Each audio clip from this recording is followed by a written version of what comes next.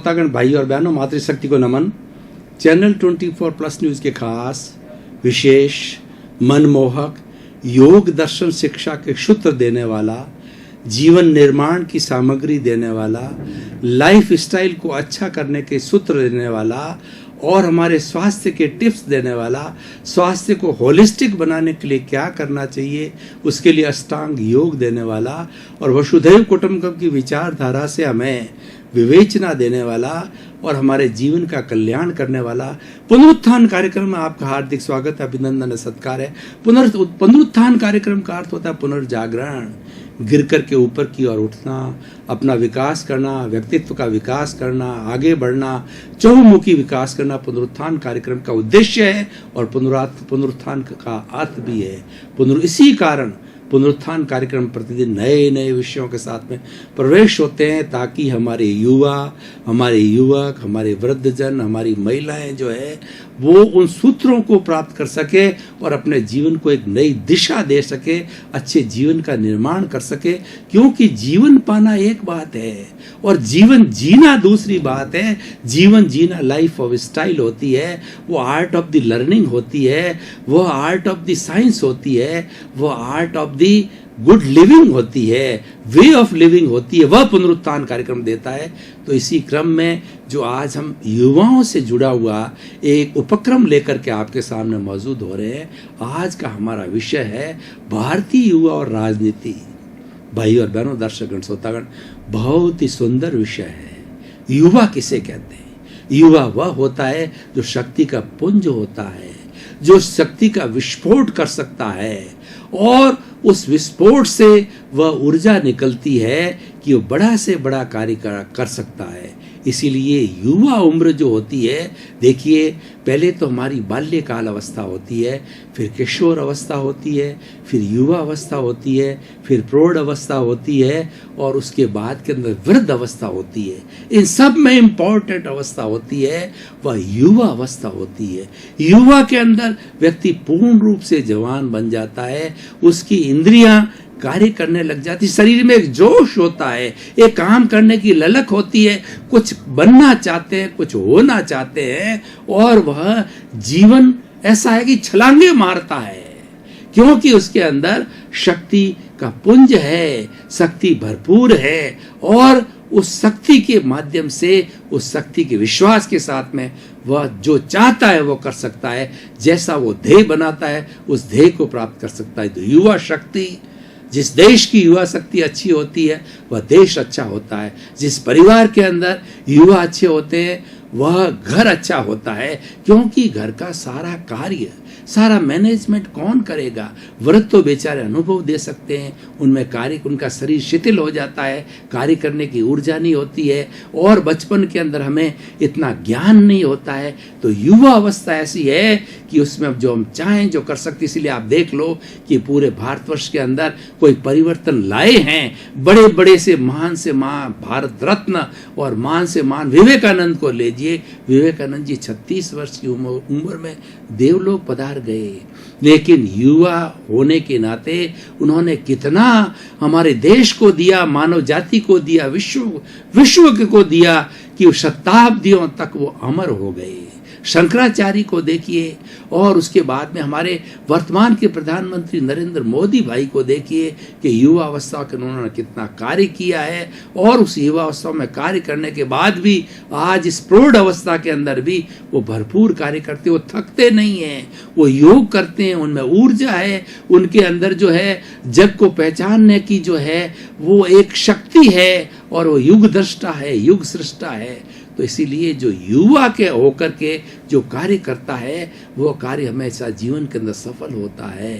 अब प्रश्न देखिए, युवा शक्ति बहुत बड़ी शक्ति होती है और राजनीति, राज करने की नीति को जो है वो राजनीति कहते हैं, जिससे शासन चलता है। The policy by which the governance is being carried out is known the politics. Politics अच्छी है लेकिन अस्वस्थ पॉलिटिक्स खराब है। पॉलिटिक्स का जो आज सिनेरियो है वह खराब है। लेकिन राजनीति के बिना कोई देश नहीं चलता है, ये विश्व नहीं चलता है। उसमें राजनीति लॉ एंड ऑर्डर करती है, राजनीति लॉ बनाती है, ऑर्डर करती है, शासन करती है। और हमारा समाज है, वहाँ पर दंड नीति भी चाहिए, प्रोत्साहन नीति भी चाहिए, विकास भी चाहिए, और दूसरा अंगुली निर्देश करने वाला भी चाहिए। सारी बातें चाहिए। इस बातों को पूरा करने के लिए राजनीति की आवश्यकता होती है। और भाई और बहनों, दर्शक श्रोतागण, आज इतना बड़ा तंत्र, जैसे भारत को लीजिए तो भारत में 125 करोड़ लोग निवास करते हैं, और भारत के अंदर लोकतंत्र है, प्रजातंत्र है। और प्रजातंत्र वह होता है कि प्रजा के द्वारा, प्रजा के लिए और प्रजा से वह लोकतंत्र होता है, प्रजातंत्र होता है। और विश्व का सबसे बड़ा प्रजातंत्र भारत है। और भारत के अंदर विश्व का हर 5वां नागरिक भारतीय हमारे लिए गर्व और गौरव की बात है। और भारतवर्ष के अंदर आज 80 करोड़ युवा है। अब प्रश्न ये है, युवाओं को राजनीति में आना चाहिए, परंतु राजनीति कैसी? आज की राजनीति भ्रष्ट नीति बन गई है। आज एक दूसरे पर कीचड़ उछाड़ते हैं, पार्टीबाजी करते हैं, भाई भतीजावाद करते हैं, घूसखोरी करते हैं और करप्शन फैलाते हैं, और कुर्सी के लिए सब कुछ करने को तैयार हो जाते हैं। कोई मॉरल नहीं है, इसीलिए आज की नेतागिरी बदनाम है। मैं उस राजनीति की बात नहीं कर रहा हूं, मैं तो राम राज्य की राजनीति की बात कर रहा हूं। जैसे राजा राम थे, राजा दशरथ थे, और उनके बड़े बड़े गुरु जो विश्वामित्र हुए हैं, और उसके साथ परशुराम जी वगैरह अन्य अन्य गुरु हुए हैं, उनका जो दर्जा बहुत ऊंचा हुआ करता था। यानी राजनीति के ऊपर धर्म नीति का अंकुश था। और जब तक राजनीति पे धर्म नीति का अंकुश नहीं होगा, तब तक वो राजनीति फेल है। वो राजनीति भाई भतीजावाद, भ्रष्टाचार और इन चीजों के अंदर लिप्त रहेगी। इसीलिए हमें राजनीति के अंदर धर्म तंत्र को जोड़ना बहुत जरूरी है। राजनीति और धर्म नीति मिलकर के एक होलिस्टिक सॉल्यूशन ला सकती है, क्योंकि राजनीति तो कई बार जो है वो गलत दिशा के अंदर जा सकती है। उसके ऊपर अंकुश लगाने के लिए धर्म नीति जरूरी है। धर्म कभी अन्याय नहीं करता, धर्म कभी शोषण नहीं करता, धर्म किसी को दुख नहीं देता, धर्म किसी को गुमराह नहीं करता, धर्म हिंसा नहीं कराता, धर्म अशांति नहीं फैलाता। अगर वो फैलाता है तो वो धर्म नहीं, वो अधर्म है, वो पाप है। इसलिए धर्म एक ऐसा टॉनिक है, एक ऐसी संजीवनी है, एक ऐसी कहना चाहिए कि एक ऐसी पारसमणि है, एक नंदन वन है। और ताकि कि उसको अगर व्यक्ति प्राप्त कर लेता है जीवन के हर फील्ड में, वो राजनीति में भी आना चाहिए। राजनीति में मॉरल होना चाहिए। जो व्यक्ति मॉरल वाला है, जो व्यक्ति नैतिक है, वही सच्चा धार्मिक है। मॉरलिटी एंड स्पिरिचुअलिटी अलग नहीं है, एक सिक्के के दो पहलू हैं, एक दूसरे के पूरक है, एक दूसरे के कम्प्लीमेंट्री है। और जो व्यक्ति नैतिक है वो धार्मिक अवश्य होगा। इसीलिए राजनीति के साथ के अंदर नैतिकता आनी चाहिए, मॉरल होना चाहिए, उसूल होना चाहिए। लेकिन आज की भ्रष्ट राजनीति ने तो सब उसूलों को ताक पे धर दिया है। एन के प्रकारेण कुर्सी हत्याना होता। उनको सत्ता का लोभ है, सत्ता का मोह है, सत्ता का सुख है। लेकिन भाई और बहनों, दर्शकगण, श्रोतागण, हमारे देश को जब हमने गुलामी सही 200 वर्ष की जो है, ब्रिटिश राज्य की सही 800 वर्षों की जो है, हमने डच है और अपने खिलजी है, मुसलमान है, इन राजाओं की जो है हमने जो है गुलामी सही, गुलामी सहने के बाद हम ऊब चुके थे। और हमने ये सोचा कि हम आज़ाद रहें, हमें बोलने की स्वतंत्रता हो, धर्म की स्वतंत्रता हो, जीवन जीने की स्वतंत्रता हो, कोई हमारा तिरस्कार नहीं करे। हमारी भूमि, हमारा जल, हमारी पृथ्वी, हमारा सब कुछ हमारा है, और उसके ऊपर हमारे पे कोई राज्य करे तो ये हमको अच्छा नहीं लगा। और हम 15 अगस्त 1947 को आज़ाद हो गए। लेकिन आज़ाद होने के बाद के अंदर उस वक्त राजनीति का स्वरूप क्या था? उस वक्त में व्यक्ति को बना करके राजनीति में लाया जाता था, प्राइम मिनिस्टर बनाया जाता था, एमएलए बनाया जाता, एमपी बनाया जाता था कि ये व्यक्ति ईमानदार है, ये व्यक्ति अच्छे आचरण वाला है, ये व्यक्ति गुणवान है, ये व्यक्ति धार्मिक है, ये देश का कल्याण करेगा, देश का भला करेगा। तो ऐसी राजनीति चाहिए हमें। आजकल वो राजनीति नहीं जो बिजनेस बना दे। लोग तो आजकल राजनीति के अंदर पैसा बटोरने के लिए जाते हैं। सबसे बड़ा बिजनेस बन गया है इसीलिए आज की राजनीति बदनाम है। मैं उस राजनीति की बात नहीं करता हूं, और उस राजनीति को शुद्धिकरण करने के युवाओं को आगे आना चाहिए। जैसा कि मैंने बताया, युवा का शक्ति का पुंज है और वह सुधार कर सकता है। युवा चाहे तो राजनीति के अंदर सुधार ला सकते हैं, क्यों देश का भावी कर्णधार युवा है। हमारे बुजुर्ग तो धीरे धीरे 70, 75, 80 वर्ष की उम्र के अंदर होते जा रहे हैं, और बच्चों को समझ नहीं है तो देश का कल्याण कौन करेगा? देश का कल्याण हमारे युवा करेंगे। तो इसीलिए युवाओं को शुद्ध राजनीति, जो राजनीति भाई भतीजावाद से दूर हो, पक्षपात से दूर हो, और दूसरा क्या मॉरल बेस्ड हो, वो जो है स्पिरिचुअलिटी बेस्ड हो, और सबके कल्याण के ऊपर बेस्ड हो, और जो सर्वोदय का सिद्धांत जिसके ऊपर की हमने देश की आज़ादी पाई, और देश के झंडे को बरकरार करने के लिए, आज़ादी प्राप्त करने के लिए कितने कितने हमारे भाइयों ने और बहनों ने कितनी कितनी कुर्बानियाँ दी। कईयों की प्रॉपर्टी बिक गई, किनको बार बार जेल जाना पड़ा, और सैकड़ों लोगों को फांसी के फंदे पर चढ़ना पड़ा। जलियांवाला बाग में हजारों हमारे भाइयों को एक कुएं के अंदर डायर नाम के जो है वो ब्रिटिश जो है वो शासक था, उसने उसको भून दिया कमांडर ने।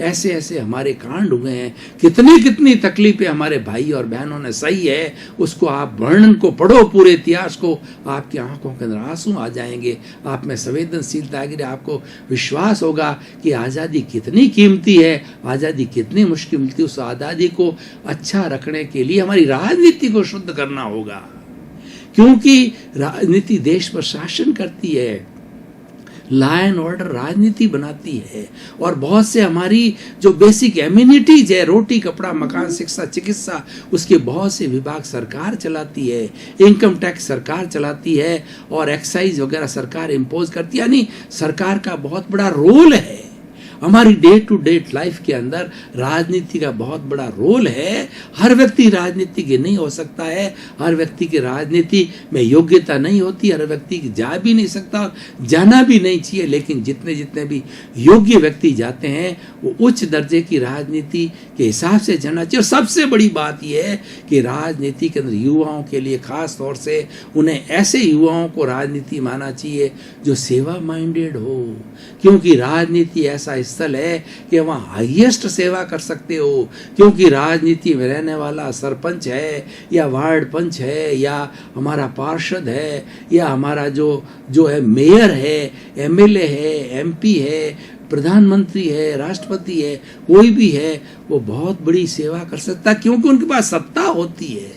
जिनके पास सत्ता होती है वो लोगों को सुख पहुंचा सकते हैं, आनंद पहुंचा सकते हैं, अगर उस सत्ता का सदुपयोग करे तो। और अगर उसको दुरुपयोग करे तो वो हमारी जनता के लिए विनाशकारी हो सकती है, वह जनता के लिए दुखदायी हो सकती है। इसलिए भाई और बहनों, दर्शकगण, श्रोतागण, मैं खास तौर से युवाओं की बात कर रहा हूँ, क्योंकि आज का हमारा जो विषय है भारतीय युवा और राजनीति विषय है, उसमें मैं युवाओं को कहना चाहूँगा कि आप राजनीति में जाएं, अवश्य जाएं, लेकिन राजनीति के अंदर बदलाव लावें, इस भ्रष्ट नीति को बदल करके और इसको जो है सुशासन नीति बनावें कि लोगों का भला हो, लोगों का कल्याण हो। ऐसी योजना बने जो कि सर्वोदय करे, सबका विकास करे, सबको आगे बढ़ने का चांस दे, सबका भला करे, और भारत के हर नागरिक जो बेसिक फैसिलिटी हो वो आराम से मिले, हर भारत का नागरिक सुखी रहे, अमन चैन के साथ में रहे, स्वतंत्र रूप से रहे, वह जो है वो एक फ्रीली सांस ले सके। और उसके अंदर धर्म की जो हमारे संविधान के अंदर सभी बातें अच्छी बताई गई है कि भारत के हर नागरिक को जो है धार्मिक स्वतंत्रता है, अच्छा जीवन जीने की स्वतंत्रता है, सर्वोदय है, सबको समान अधिकार, आगे बढ़ने का, जात पात का कोई प्रश्न नहीं है, भाई भतीजावाद का कोई प्रश्न नहीं है, पक्षपात का प्रश्न, योग्यता का प्रश्न है। अपनी योग्यता का डेवलप करो, और योग्यता जो व्यक्ति है वो आगे बढ़ता है और आगे बढ़ता जाएगा। इसीलिए हर एक को जो है अपनी योग्यता डेवलप करनी चाहिए। इसलिए मेरे युवा बंधुओं, मैं खास तौर से ये जो आज का एपिसोड है आपको समर्पित है, और एपिसोड को मैं कसौटी पर कसूं तो मैं कहना चाहूँगा मेरे युवा बंधुओं को कि युवा शक्ति है, आप इस राजनीति में परिवर्तन ला सकते हैं, और परिवर्तन की ओर हम चल रहे हैं। आज हमारे वर्तमान के प्रधानमंत्री हैं, वो हालांकि प्रौढ़ है, लेकिन उनके अंदर युवा कार्य पद्धति है, कार्य करने की शक्ति है, सोच युवा जैसी है, विजन युवा जैसा है, कुछ करना चाहते हैं, वो देश में बदलाव देना चाहते हैं, देश के हर नागरिक को सुखी बनाना चाहते हैं और जितना भी कार्य हो ईमानदारी से हो। हमारे नरेंद्र भाई मोदी कहा करते हैं कि मैं तो न तो खाऊंगा न खाने दूंगा, मैं तो जो है जनता का सेवक हूं। क्यों? कि जो देश के लिए समर्पित हो, जिसके रोम रोम के अंदर देश बसा हुआ है, रोम रोम के अंदर देश की तरक्की बसी हुई है, वो कभी भी भ्रष्टाचार आचरण नहीं करेगा। क्योंकि नरेंद्र भाई मोदी के तो न तो कोई आगे है न कोई पीछे है और न किसी की परवाह करते हैं। उनका पूरा इतिहास राजनीतिक जो है, उनका 16-17 साल का जीवन उठा करके देखिए, इन्होंने जनता की भलाई के लिए कार्य किया। ऐसे हमारे युवा बंदी नरेंद्र भाई मोदी जैसे बनना चाहिए, हमारे लाल बहादुर शास्त्री जैसे बनना चाहिए, महात्मा गांधी जैसा बनना चाहिए, राम मनोहर लोहिया जैसा होना चाहिए, जयप्रकाश नारायण जैसे होने चाहिए, जिन्होंने कितना कितना राजनीति के अंदर सुधार करने के लिए कार्य किया, कितना संघर्ष किया और जो है वो किसी से डरे नहीं, वो निर्भय होकर के, अभय होकर के, और उन्होंने राजनीति के अंदर सुधार लाना। सरदार पटेल को देखिए कि देश की एकता के लिए उन्होंने कितना काम किया। उन्होंने कश्मीर एक छूट गया, उनको करने नहीं दिया गया, आज तक हमारे लिए ज्वलंत समस्या बनी हुई है। अगर उस वक्त में सरदार पटेल को जो है जिस दूसरी रियासतों को मिला है, उसी तरीके से अगर कश्मीर को उस रूप के उनको फ्रीडम दी होती, तो आज ये रोज की जो है झिकझिक और रोज की ये बमबारी, रोज का ये पत्थरबाजी, ये कार्य नहीं होता। तो भाई और बहनों, युवा, मेरे युवा बंधुओं, आपको इस राजनीति चैप्टर के साथ के अंदर दिलचस्पी लेनी चाहिए और दिल पे उसमें जाना चाहिए और जाकर के इसमें सुधार लाना चाहिए। इसके अंदर योग्यता को स्थान दो, अच्छे आचरण को स्थान दो, अच्छे ईमानदार व्यक्ति को स्थान दो और जो व्यक्ति अनुभवी हो उनको स्थान देना चाहिए, क्योंकि हर कार्य का अनुभव होना बहुत ज़रूरी है। राजनीति एक सरल कार्य नहीं है, राजनीति एक कठिन कार्य है, इसमें अपने जीवन का भोग देना होता है और व्यक्ति को जनता के बीच रहना पड़ता है। उसको जो है, उसको अपना सारा जीवन जो है जनता को बलिदान करना होता है और वो जनता के बीच में, रात हो रहा है, दिन हो रहा है, धूप है, छांव है, जनता के बीच में रहता है, जनता की भलाई की बात करता है, जनता की बात को जो है वो विधानसभा में उठाता है और जो है हमारी संसद में उठाता है, राज्यसभा के अंदर उठाता है। क्यों? उसको जनता की फिक्र है और वो सच्चा राजनीतिज्ञ है। इसलिए भाई और बहनों, दर्शकगण, श्रोता, राजनीति के बिना हमारा काम नहीं चलता है, लेकिन राजनीति को शुद्ध करने के लिए युवा को मैं आह्वान कर रहा हूं कि आप जो आइए और इसके अंदर सुधार कीजिए। और आज इसके अंदर जो बिगाड़ हुआ है, इसका जो मापदंड है, जितनी पार्टीबाजी चल रही है, उस पार्टीबाजी को आप समाप्त कीजिए, उसके अंदर शुद्धता लाइए और उसके अंदर ऐसे ऐसे कार्य होना चाहिए, मात्र जनता के हित की बात होनी चाहिए। हमें झूठे वादे भी नहीं होने चाहिए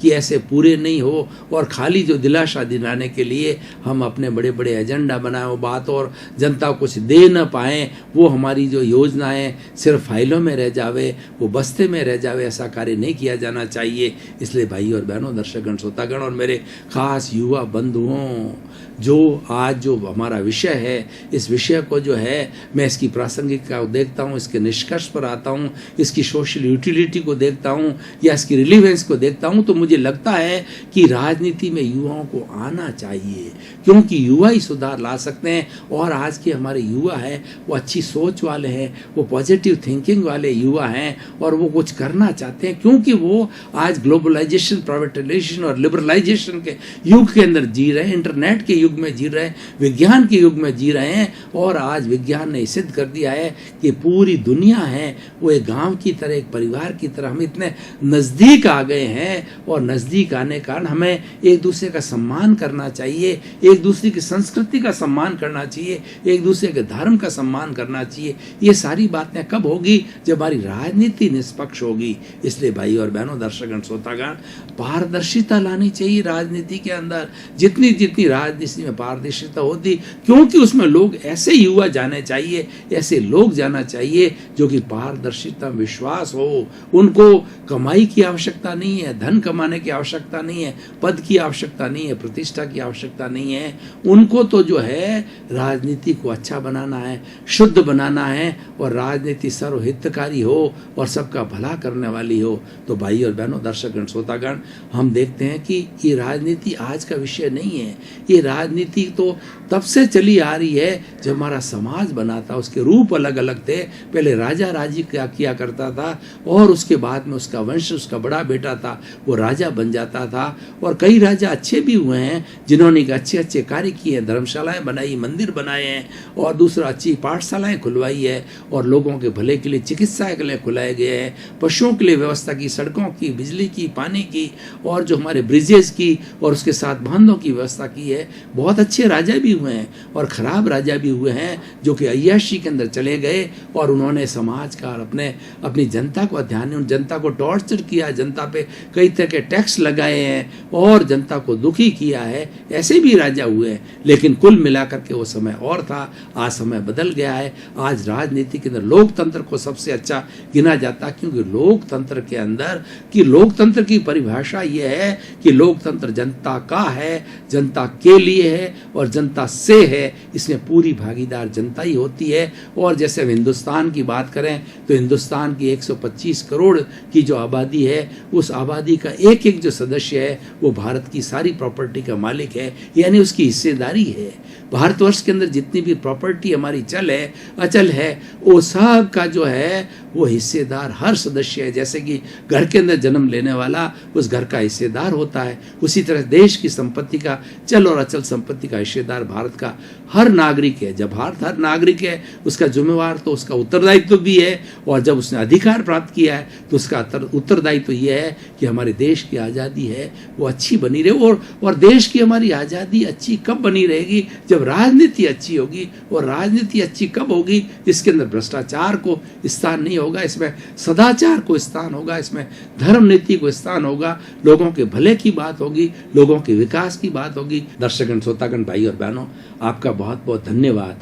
आप पुनरुत्थान कार्यक्रम की आत्मा हो। पुनरुत्थान कार्यक्रम आप रोज देख रहे हो, इसी कारण पुनरुत्थान कार्यक्रम चमक रहा है, टॉक ऑफ द टाउन बन रहा है। हमारे पास बराबर फीडबैक आ रहा है कि पुनरुत्थान कार्यक्रम के अंदर कुछ जान है। पुनरुत्थान कार्यक्रम कुछ अच्छे अच्छे सूत्र दे रहा है, लोगों में परिवर्तन आ रहा है, क्योंकि हमारा उद्देश्य यही है कि नेगेटिव थिंकिंग को हटा करके पॉजिटिव थिंकिंग लाए। हम किसी मंत्र में, किसी तंत्र में, किसी यांत्रिक में विश्वास नहीं करते हैं। हम तो थिंक पॉजिटिव, डू पॉजिटिव और बी पॉजिटिव और पॉजिटिव थिंकिंग में विश्वास करते हैं। नकारात्मक सोच को दूर करने में विश्वास करते हैं। इसी क्रम में आपका जीवन आनंदमय हो, मंगलमय हो, सुखमय हो, शांतिमय हो, और खूब आप शतायी होकर के आप समाज की सेवा करें, लोगों का परोपकार करें, लोगों का भला करें। आपके प्रति मंगल भाव।